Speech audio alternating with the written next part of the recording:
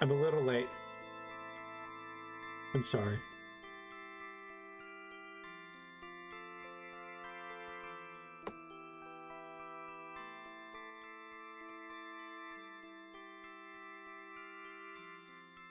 Just waiting a few minutes.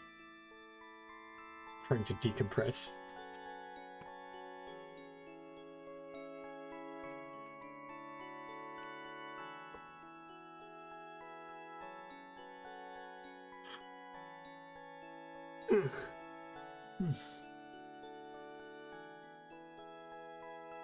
Had a good day today. We're doing some drawing tonight, by the way. It's gonna be drawing, I don't know if we're gonna do anything else, but I want to finish the thing that I was drawing on the last stream. So we'll be doing that.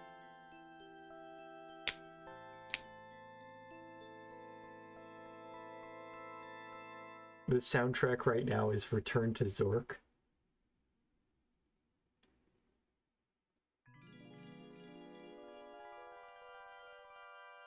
We might be listening to this the whole time.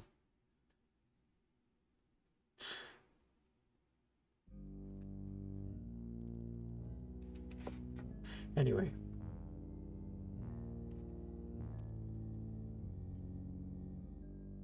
I might have to get some water in a bit, but let's get this started. If you like quiet streams, what is up? Hi. Oh, the books are still here. We're gonna be finishing this today. I really liked where this was going.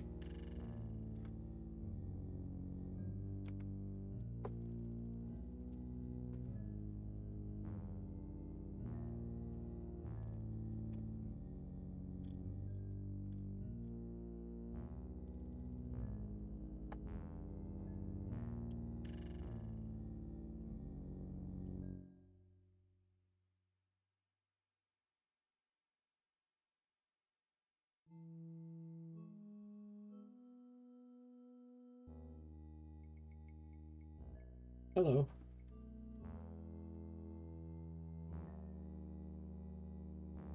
I'm just drawing tonight. I don't know if I'll be playing any games afterwards. Today was a good day. I feel productive today, and that's a good thing.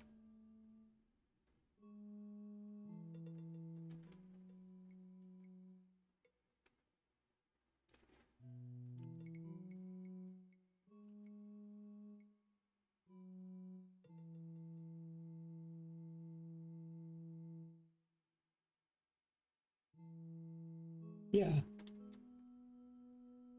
Yeah.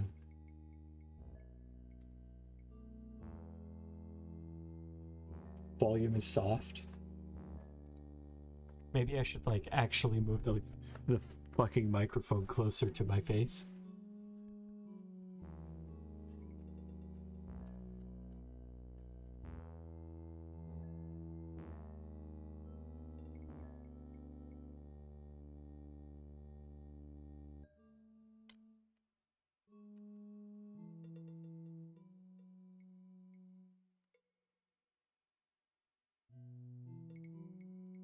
God, my hair looks so red in the camera.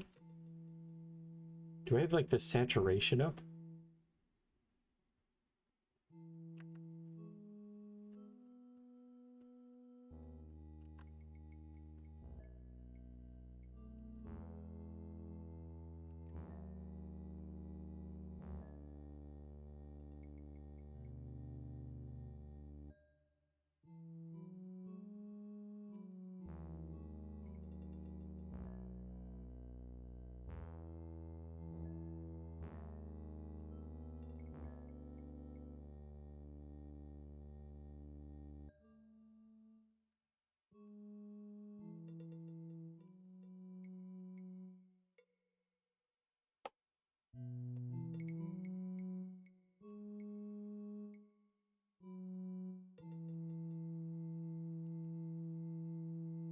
I've been meaning to do possibly some kind of playthrough of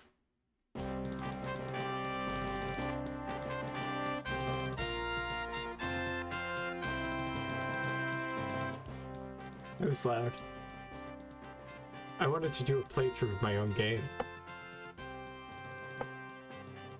I thought having a commentary would be nice.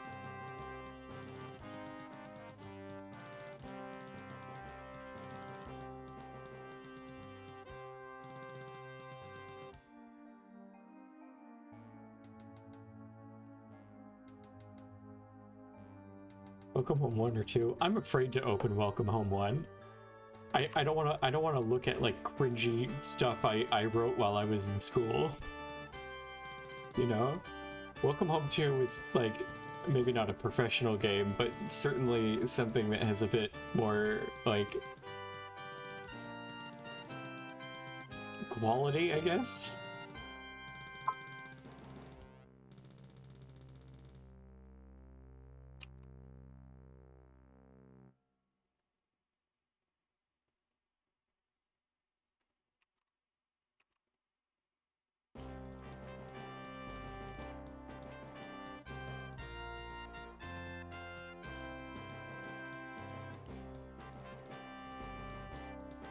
You enjoyed one and that was a couple years ago. I'm sure it's fine. I just don't think I can handle it though.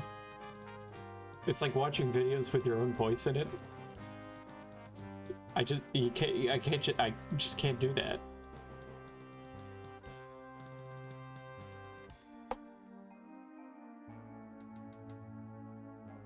Although the ending didn't feel like the final ending. You know why? Because I didn't finish it. And by the time I was like ready to like work on it more, I just wanted to like make a sequel or just make it again. Were there multiple endings? No. Well, I wanted to add multiple endings, but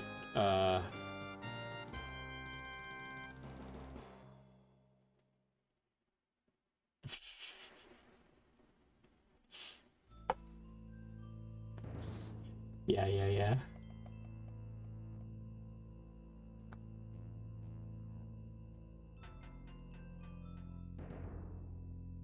I think Welcome Home 2 is eons better than the first one. Both in terms of writing and like the programming and gameplay is just more interesting. Although, earnestly, I think the puzzles could have been way easier. I really wanted to do some kind of ARG thing, and I think that got in the way of me making good puzzles. I think a lot of times people would play it and then get stuck and then be turned off by the whole experience, which is, you know, unfortunate. You don't want to like turn people off from playing your game because I think the whole game is filled with like really great dialogue and story, but it gets interrupted by you know, puzzles that I think are a bit too hard. Maybe not hard, because the puzzle solutions are literally go to the website, because you find the correct page and the page just says here is the solution. Like there's no solving, it's more so just like finding it on the website, which doesn't have any kind of like, you know, passwords or anything that you have to solve. Is the game scary? I tried to make it scary. Maybe I'll play it tonight. Maybe I'll like open it up tonight to see how it runs. Cause like I did a recent update of it. There was a lot of game breaking stuff that like made people not even be able to see the ending that I did not realize were in there until like a year later. So the game in its current state is you can get from the beginning to end, and me personally, I consider that achievement, you know, just like making a game that has like a beginning, middle, and end. I think there's I might be being a little too hypercritical of my work. I just there's just so many things that I look at now after having completed it, I think a couple years ago. Well, I guess months ago since I fixed it. There's just like a lot of things I could have done a lot better, I think. But I think we'll play it. The more I think about this, the more I think I'll like... I think I want to check it out tonight.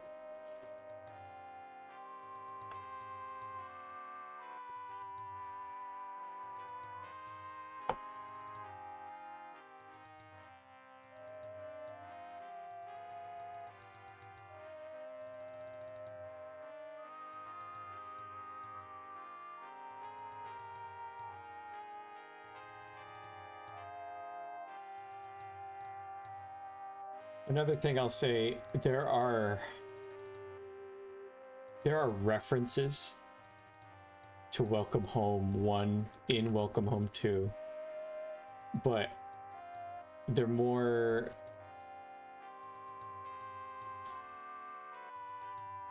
I don't know how to explain them. Sorry, I just saw a message on the screen and I got distracted. If it is scary, I would not be able to play myself. I'm a huge coward. That's okay. There are jump scares. I tried to keep them limited. I'll play it. Let me finish this, and then I'll do an earnest playthrough of my own game, because I think that'll be fun. It'll make my brain happy. Also, sorry for the camera. For some reason, this striped shirt I'm wearing, it doesn't like being picked up by the camera, so I just become armless. It's fine. I don't have any to begin with, so...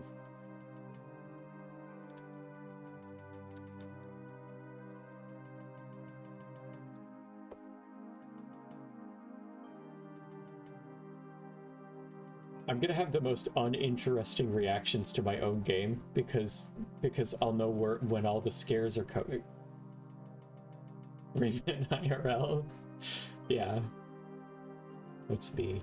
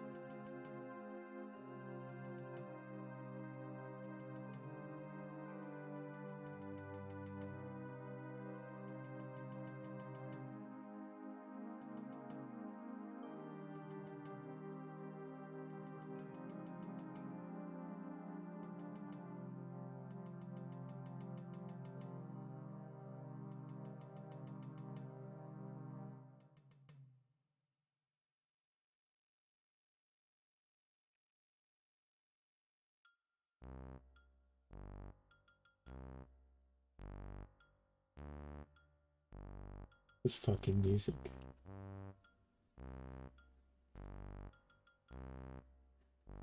This is what my thoughts sound like in the morning.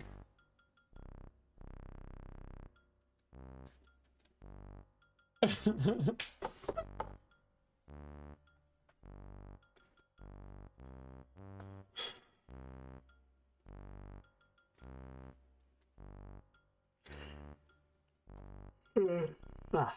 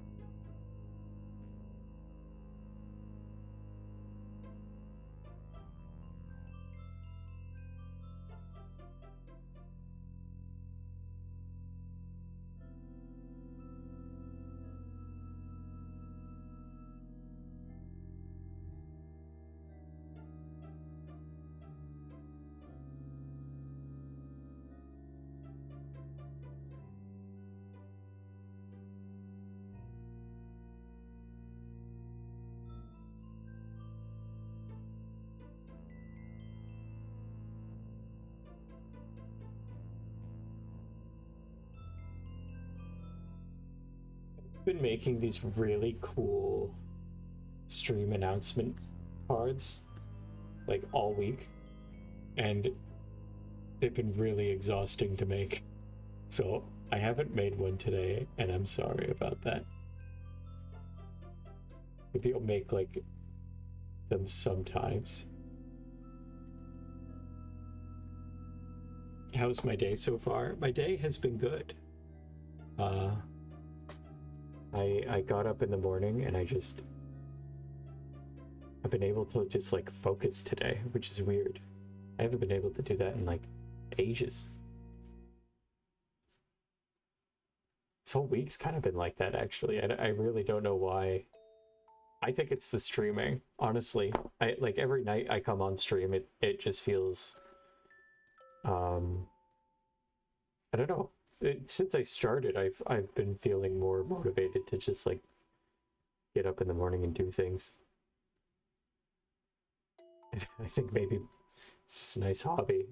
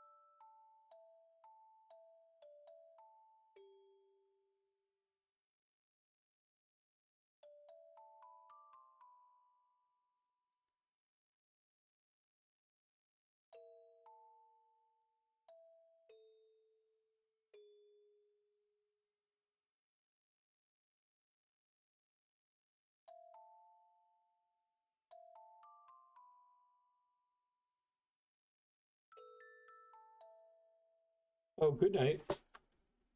Have a good night. Thank you for coming.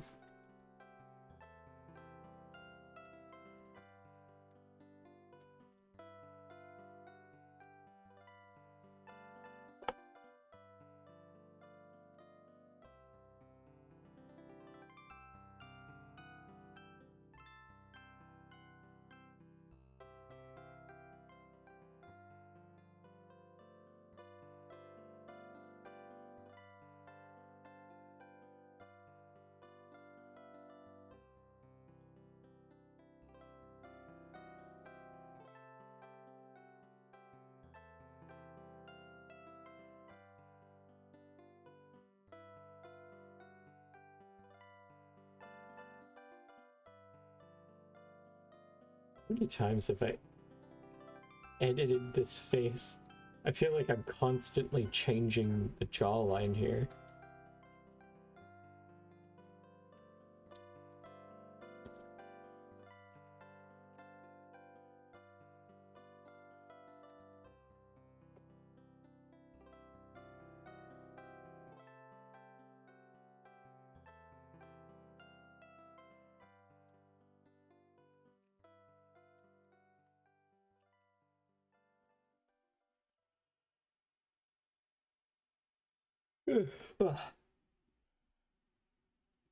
Excuse me.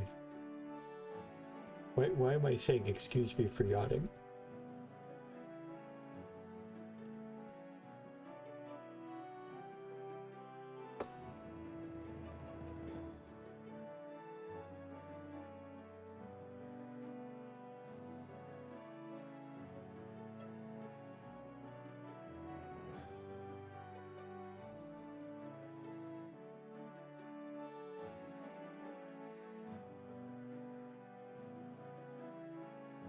You dig the stripes? Oh, thank you.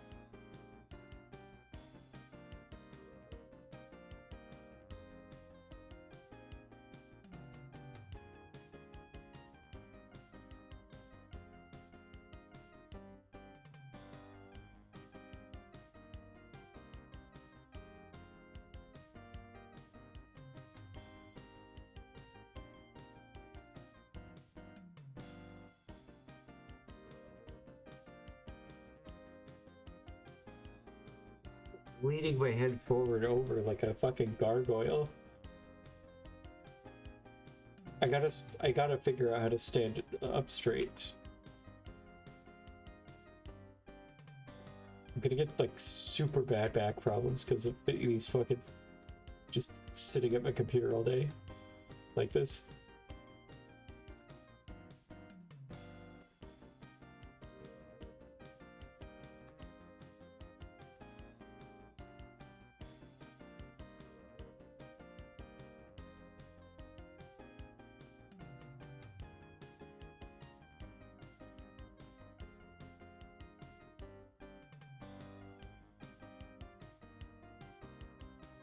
Oh, how was that book? Did you like it?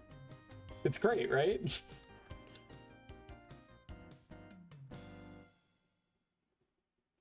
Yeah, yeah, yeah.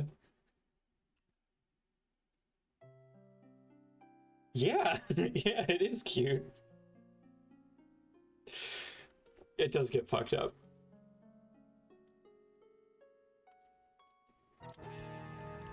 Quatoon is an evil, abusive man, and I don't know why I'm so attached to him.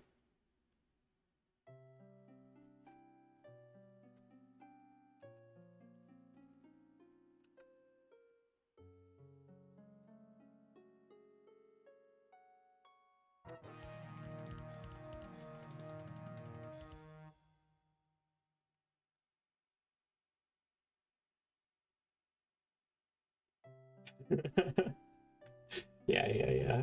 I think I need to reread that one. There's a few books I wanted to reread this year, and that was one of them.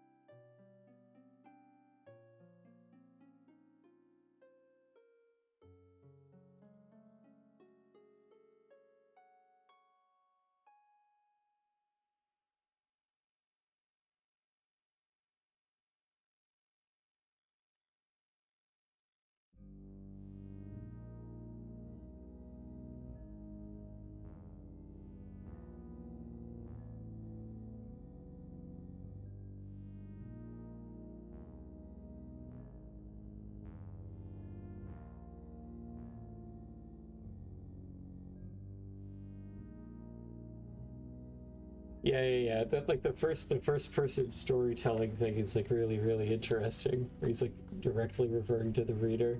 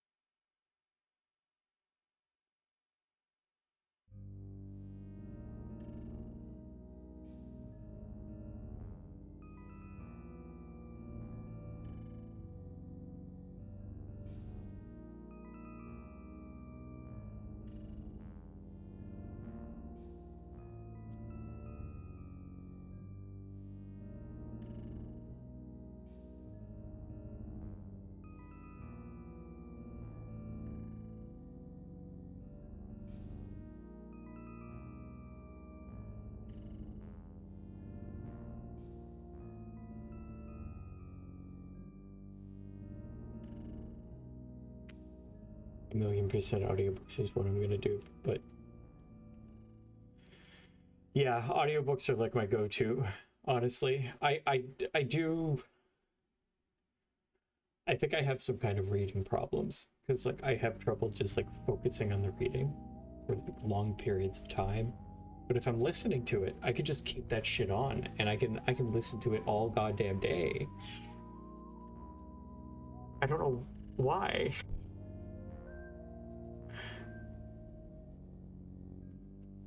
I have audiobooks that I can send you. I'll send them later.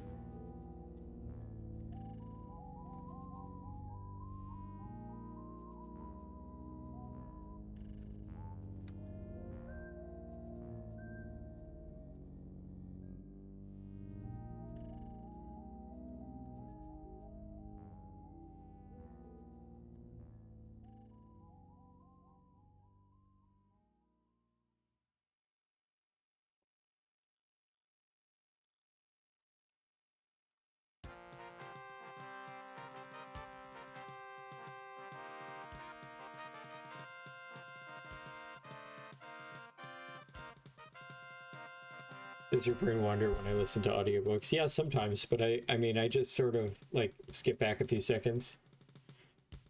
Like you have Lord of the Rings, and it's a nice ass book, but yeah, Lord of the Rings is like, I really like Lord of the Rings. I think it's like one of the most wonderful books ever written.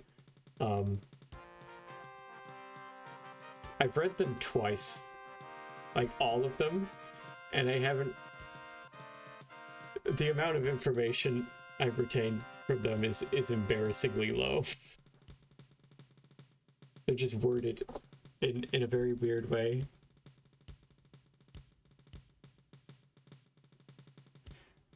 Where do you listen to audiobooks, and what was that audiobook? Sorry, what I was talking about earlier was a book called Mr. Be Gone. I'll write it. Hang on, I already have this written.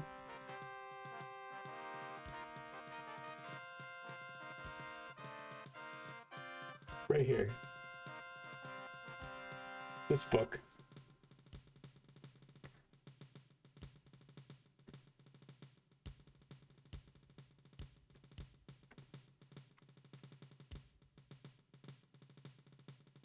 Also, I used to use Audible, but Audible is way too expensive. And now I don't really have a good source to offer you. I can't recommend you pirate things, obviously. Not on Twitch. Maybe get a VPN. I've just gotten them from like a lot of various sources.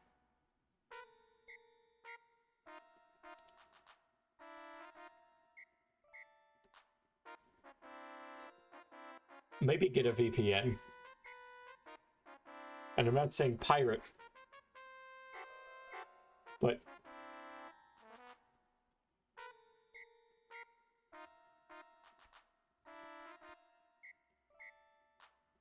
those TikTok videos, Reddit stories of Minecraft parkour. Yeah, that's what my brain is equipped for too.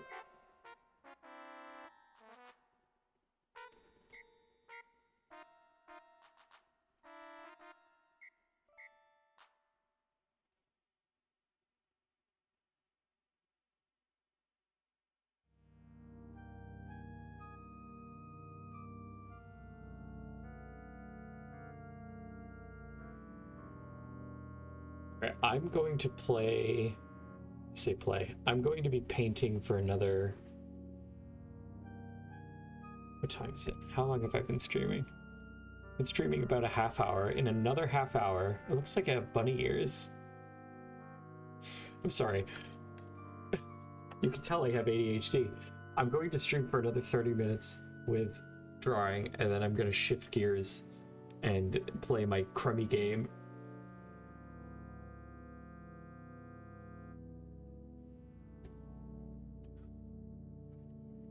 Mr. Beacon Minecraft videos. I do have an audiobook of Mr. Beacon I could just like send over to you later. You could just finish it that way. Thank you. I can't find a good audiobook that doesn't sound like the reader is dying. You really have to find a good narrator. Sometimes I tolerate a narrator just so I can get through the book because the book is good.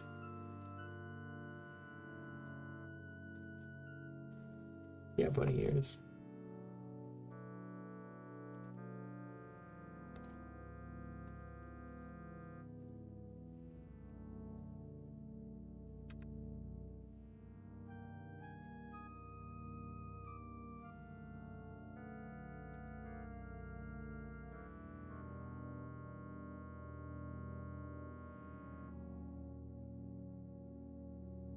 It's me.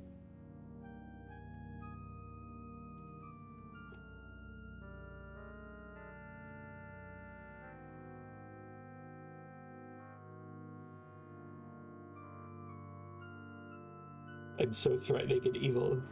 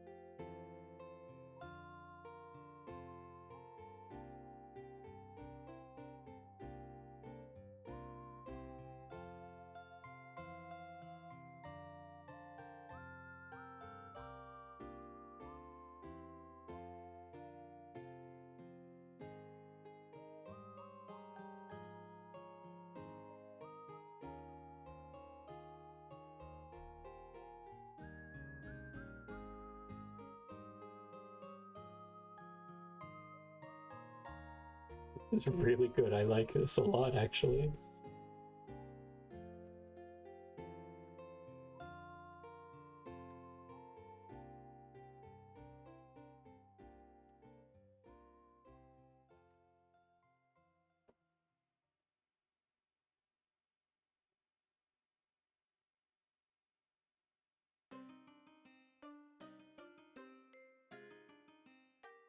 Oh my god, long message. Okay, hang on.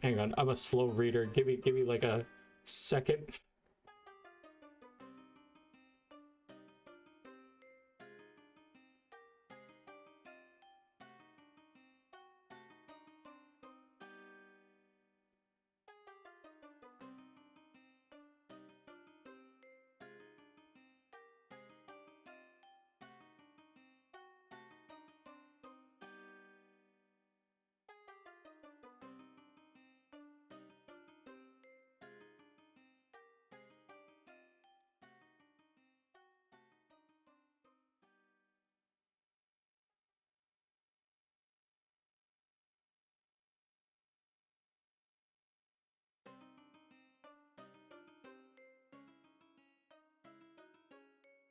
No, it's not a bot. They were okay.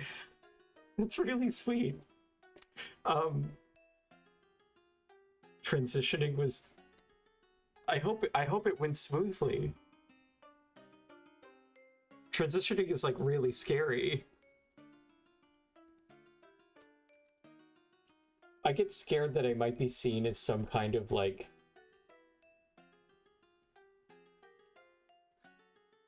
I have like a lot of thoughts about this. I'm glad it went smoothly.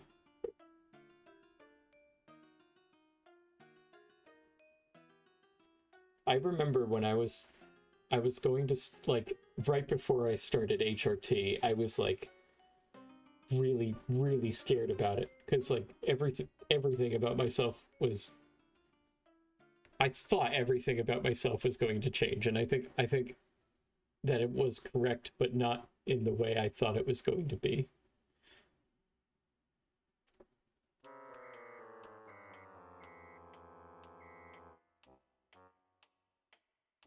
I sometimes get afraid that I am seen as like,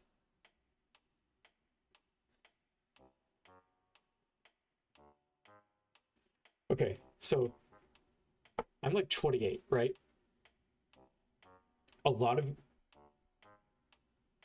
of younger queer people, and I don't know how old you are, so this doesn't really like necessarily apply to you, but there are a lot of young queer people who look at me as like proof that they're not gonna get killed. Like they're gonna get older, they're gonna like become, you know, like 30, and they're not gonna be like, you know, killed by somebody.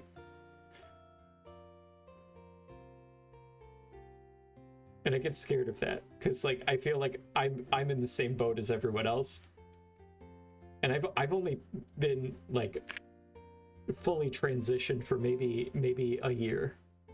Actually, no. Like I started HRT almost a year ago. Before that, it was just names. I'm sorry if I'm like, I feel like I have like a bunch of random thoughts about this that aren't very organized at all.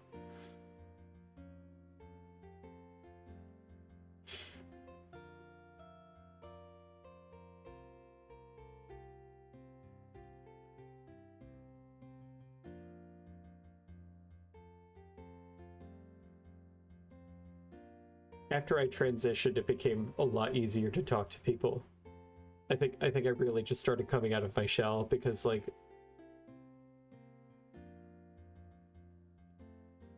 I know what you mean by that. It changes things, but not really. Well, like it felt like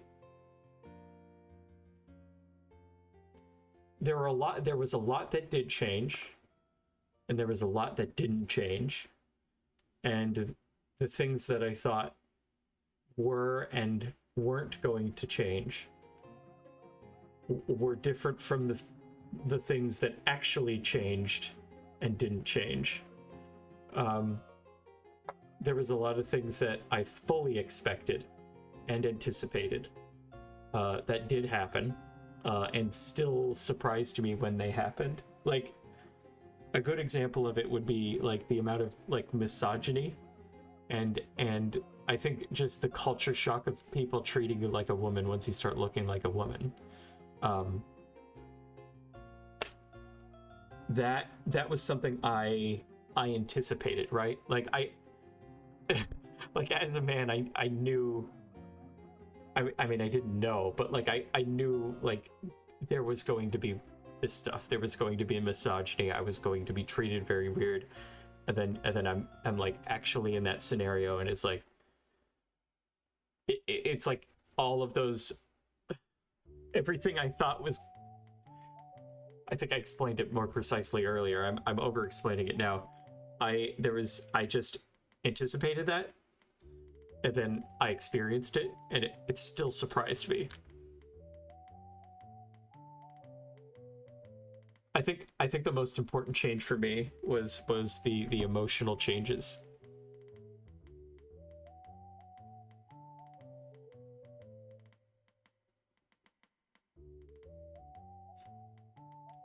The emotional changes were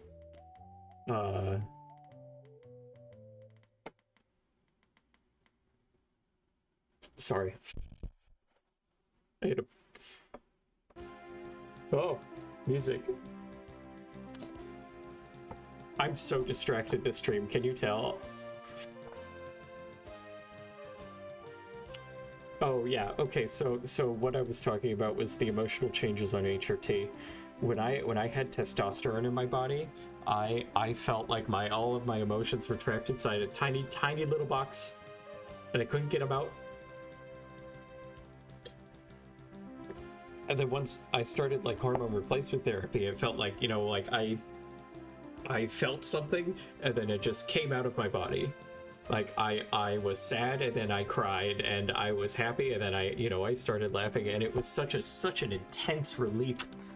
Um, like I felt like I was able to just like actually feel emotions for the first time, and it was really wonderful. That's like the perfect way to say that. It's definitely like the things you think it will be different aren't the things you think will be different are always different how you think that they would be. Yeah.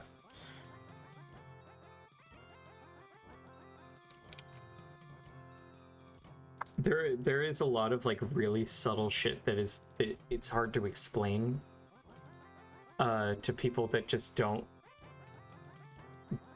understand. um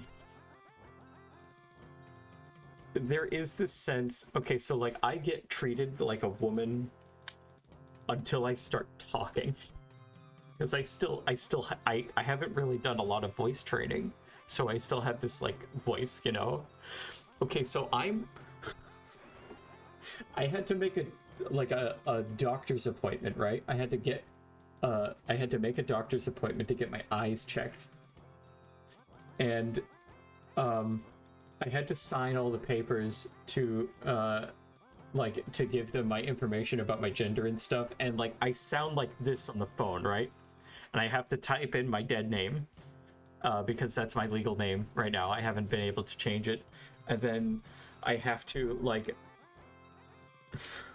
I didn't know what to write down for the gender because they only had two options, and I wasn't gonna write.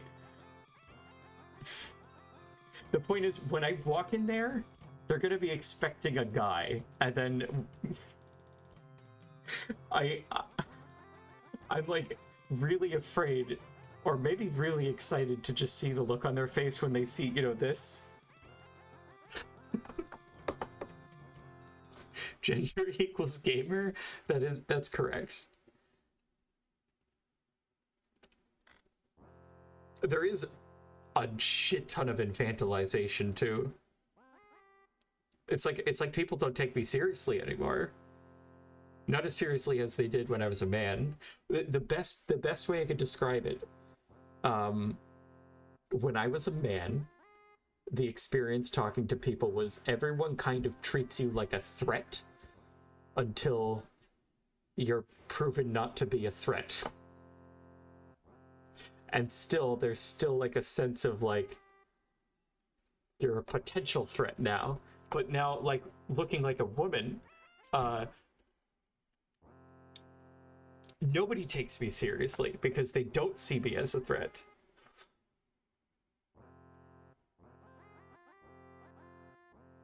I've had basically the exact thing happen so many times. It definitely throws people off when they see me.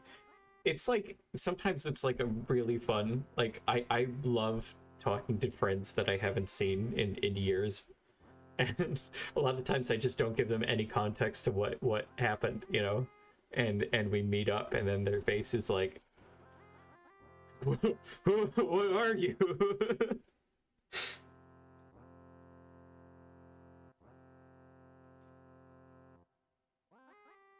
Maybe I'll pull up old pictures of myself. I'm afraid to. Maybe no. I don't think I'm gonna do that. I don't think I have the courage to do that right now.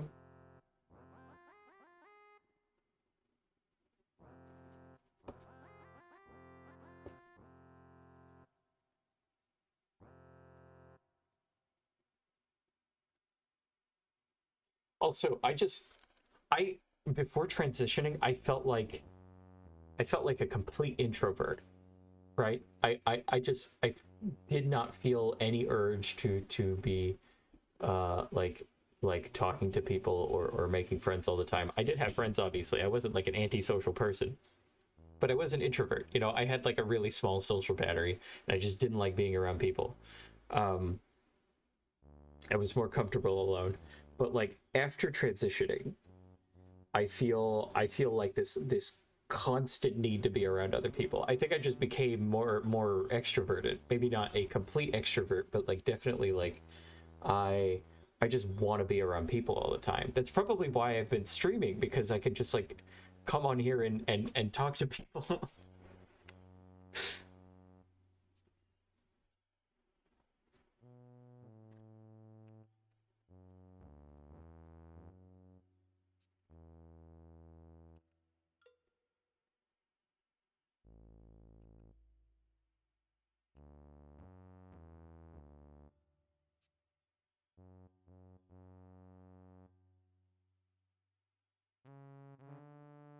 Yeah, social interactions are a lot more enjoyable now. Yeah, yeah, yeah. I think it's just strictly because I'm being seen the way I want to be seen. So I don't have I don't have this avoidance anymore. And people seeing me and talking to me like my preferred gender makes me want to be around people anymore, because it's just like be really affirming to be around people who just treat you the way you want to be treated, I guess. I'm so flip-floppy. I like being alone and need it sometimes, but Lord, do I get moments where I'm a social butterfly. Yeah, Omega. That's like that just sounds like average. Like you have periods of introversion and periods of extroversion. I feel like I'm like that too, but there was definitely a big change from, before transitioning.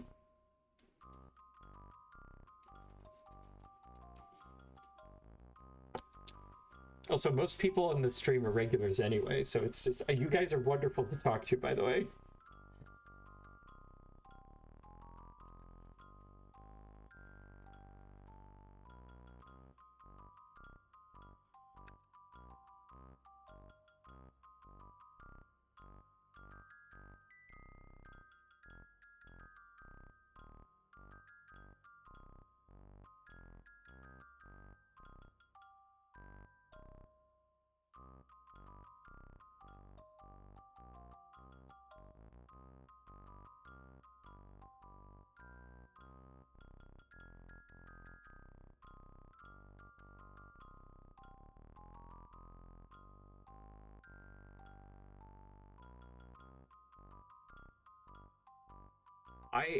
I can think back to memories of my childhood, and oh god, like hindsight's 2020, right?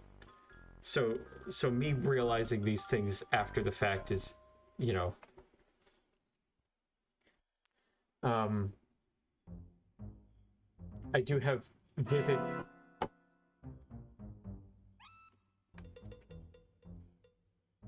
I have vivid memories as a child wanting to be a girl and not really understanding why. And I remember being, and like, I didn't know that like trans people were a thing, or like what HRT could do. So I was just trapped with these really terrible feelings that I didn't understand. And I was surrounded by family who also didn't understand that. So I kept it just inside a little box. And I think I was keeping it in there and keeping it safe until I was in a place where I felt like I can open that box. And I I did start realizing this and transitioning after I moved out of my parents' house. So I think living with my parents was kind of a suffocating environment. I love my mom. I love my dad. I had a rough childhood though. Oh, and then that's okay, so I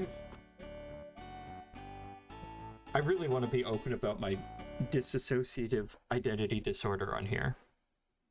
I just get afraid of how people will treat me because of DID on here. God, yeah, moving out helps a lot. Yeah, when full swing into being gay after. Yeah, I think it really is just like you get out of this suffocating environment. Family when you're trans can be an experience. My family was Catholic, although they were also very liberal. I don't think my mom certainly supports me. Like she's not like unsupportive or not understanding. She calls me her daughter, which is like a wonderful feeling to experience. So there's that. My dad is dead. I don't know how he would have reacted. But I'm sure he wouldn't have reacted negatively either.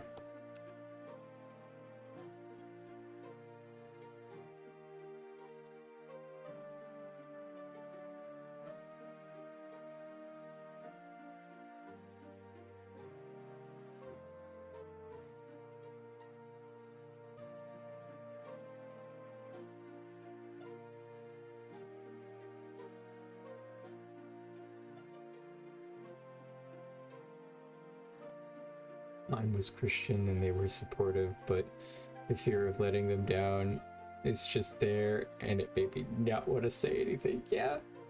My dad used to joke that was the Catholic guilt, and it takes a few generations to get rid of.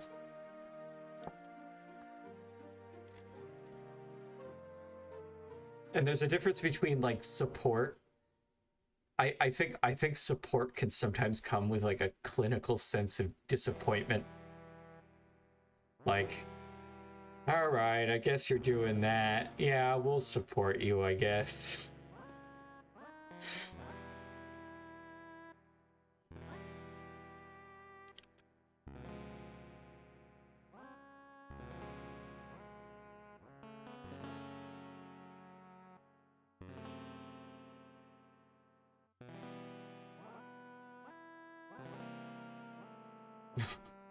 You're the favorite?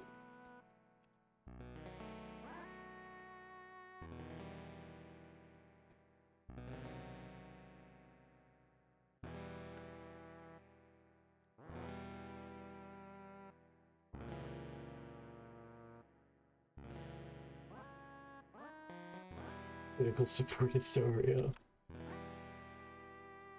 Okay, so the DID stuff, right? I have dissociative identity disorder. I talked about this on stream, I think maybe once or twice. But this is like a recent discovery for me. And it is another one of those things that like I look back retroactively and I can see all the symptoms. But I'm getting therapy for this every week, and it is like a clinical diagnosis. This isn't like a weird self-diagnosis TikTok thing. Like this is I have paper. I have paper to prove this. Girl saying it's because of CPTSD. Yeah, I have that. Yeah, I just had like a rough childhood with a lot of stuff I don't want to talk about on stream, but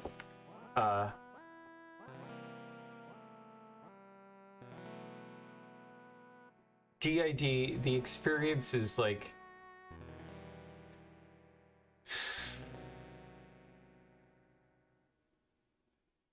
okay, so I have 4 people in my head.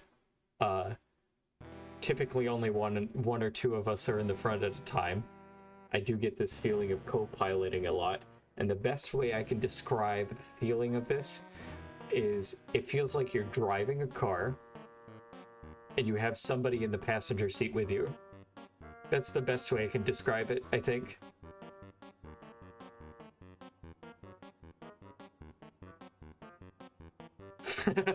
I guess I'll support you because I'm a liberal. We are certified. You're certified spicy brain? Yeah, me too.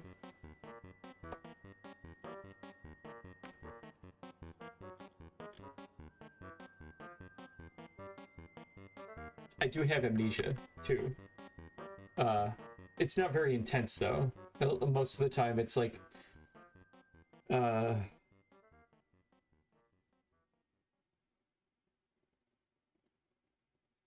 there's like a lot of this that is hard to explain. Switching. I think it would be easier just to answer questions if people have them. Like I guess this is my way of saying if you want to know about it, ask questions. Because I want to be open about it. my god, we deal with similar DID stuff. Amnesia, yeah. So I have 4 states. I mean, other people can have more, other people can have less. I have 4 states of consciousness, and it's not like higher or lower states. It's like 4 different people, right? And these 4 different people have 4 different sets of memories, and sometimes these memories can like overlap. Sometimes they don't. There are a lot of times that I will switch into another one of these people and completely forget where I am and what's going on. This is a feeling, like a really intense feeling, like you were walking into the kitchen and you were about to do something and you forgot what was happening or what you were going out there for. But like there's more to it. There's like, why am I in the kitchen? Where, like, it's like,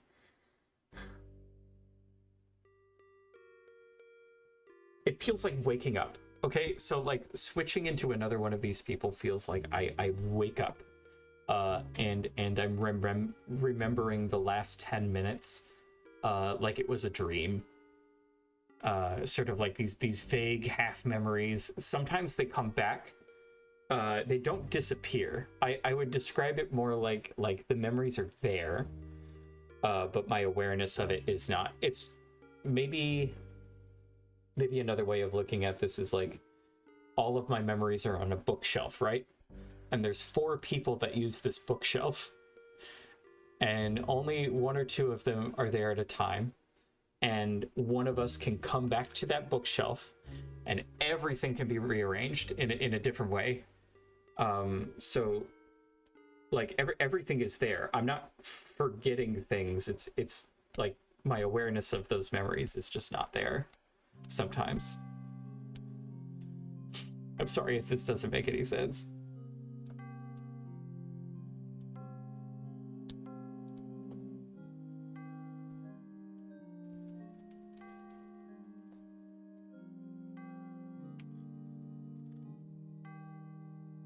I remember I used to interpret this.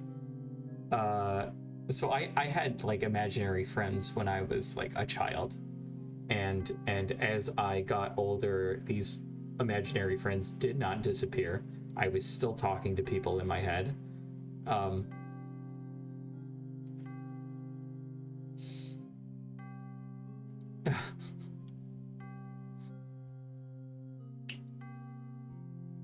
Refresh, she's back. Oh, did I like die? Did I lose? Reconnecting. Oh my god.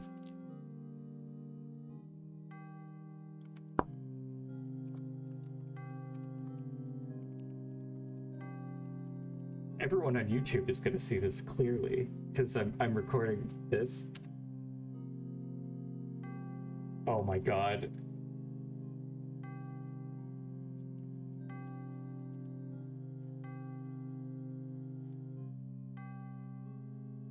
Hang on just a moment.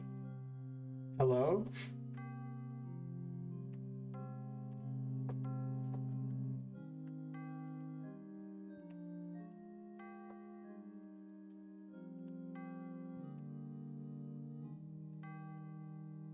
Hi. Okay, it's back.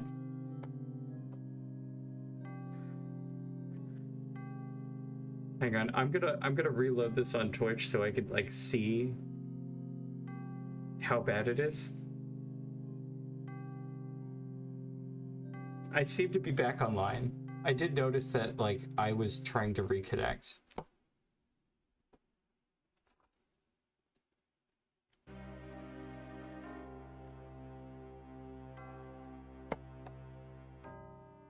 Really unfortunate that you went on a heartfelt story and the connection dies. Yeah.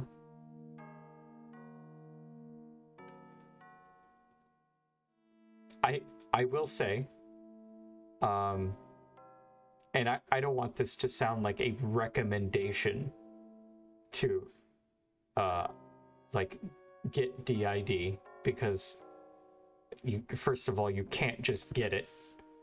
And second of all, I don't like the idea of like romanticizing a mental illness, but I do really, really like what I am, and having this, I guess I'll call it a condition, because it just feels like I have someone with me at all times that I can talk to, and I never feel alone, and that is kind of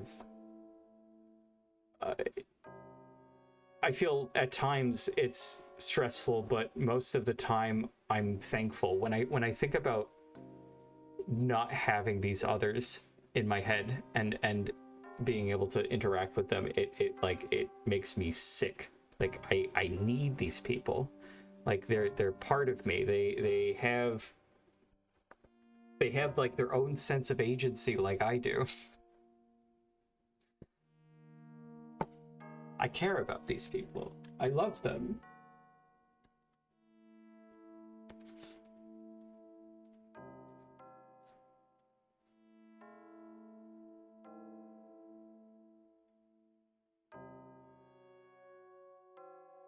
I feel crazy when I'm told you said this, or I thought you hated that. Yeah, there's a lot of like really inconsistent stuff. Like I've had conversations with people that like I don't even like, they know me, I don't know them. Like we clearly had some kind of like conversation earlier that I just simply don't remember, and they're just talking to me like we have talked before, and it's like usually I have to use context clues to like pick up what's happening, and you know, sometimes I actually do remember them. I do notice that I remember faces better than names when I do have these experiences when I'm like talking to somebody that I guess another one of my alters talked to, and that I don't remember. They do feel familiar. Like there is like some weird deja vu feeling that happens when I look at their face.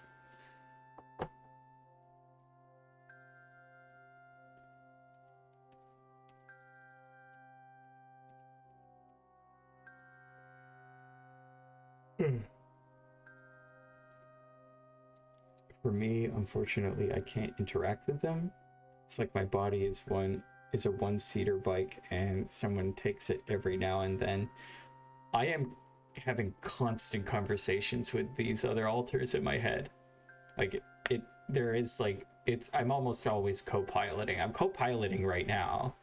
Although I don't know how much I feel comfortable like telling people the names of my alters. Because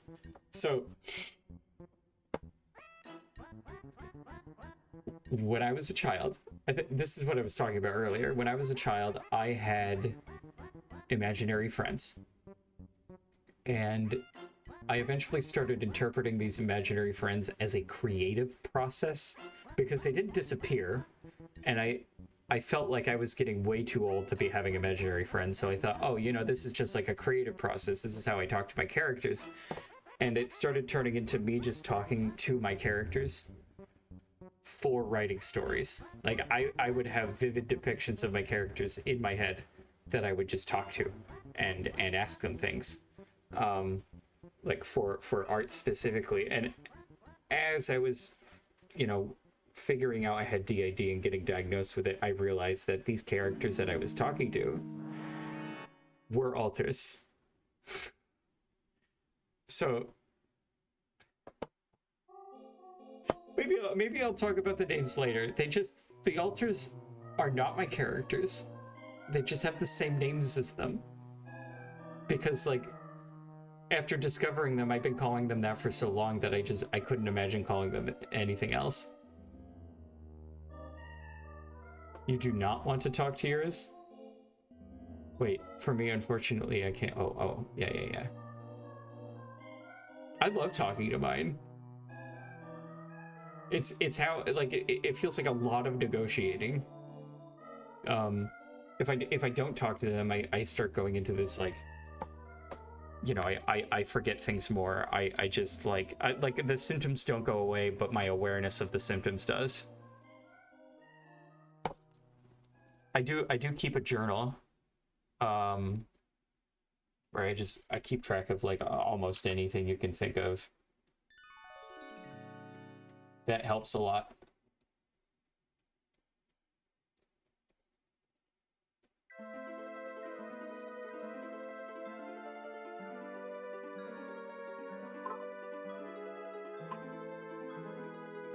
What the fuck is messaging me?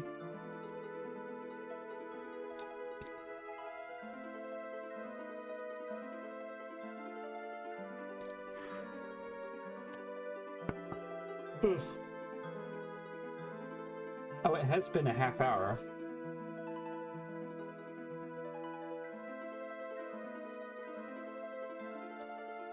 Okay. This painting is not done. I think it's almost done, but it is not done. I'm going to stop this for now, and I'm going to take a quick 5-minute break and switch gears to my game.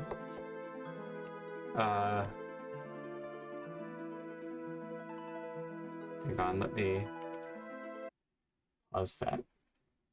The ID sounds like something so difficult to imagine what it would be like. Oh, it's like, I guess it's not really difficult to imagine for me. Okay, so here's the best way I can explain it. You know that feeling you get when you're standing next to a cliff and you're looking over the cliff and it's not that you want to jump off, it's that your brain is automatically thinking about how easy it would be to jump off, and you could totally jump off this cliff right now, and that would be so scary because you could totally jump off this cliff. When I hear the voices in my head, I hate that sentence. When I hear my alters, it feels a lot like those intrusive thoughts. It's not a hallucination. I'm not physically hearing these things. It's like a really impulsive thought that appears in my head that can sometimes take the form of an action. You know, I'd hate to compare it to Disco Elysium, but that's also kind of a close example. It doesn't. Disco Elysium is kind of a weird. Maybe not. That's not the best comparison. It's just like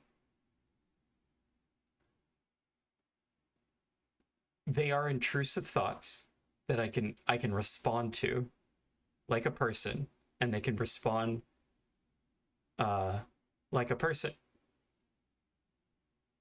Fight Club moment. Yeah.